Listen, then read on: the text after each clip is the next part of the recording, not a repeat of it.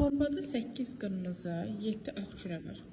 Geri qaytarılmadan seçilmiş 2 kürədən birincinin qırmızı, ikincinin isə ağ olması hadisəsinin ehtimalını tapın deyir. Deməli uşaqlar, ilk öncə mümkün hallara baxmaq lazımdır. Neçə mümkün hal var? 8 qırmızı var, 7 ağ kürə varsa ümumi mümkün hallar 15 kürədir, düzdürmü?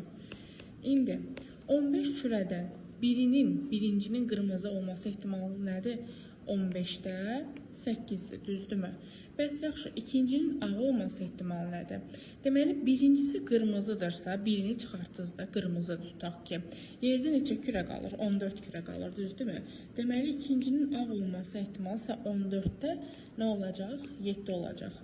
Və hadisənin ehtimalını tapın deyirsə, bunların hasilini tapmalısınız. PA bərabərdir 15-də 8 vurulsun.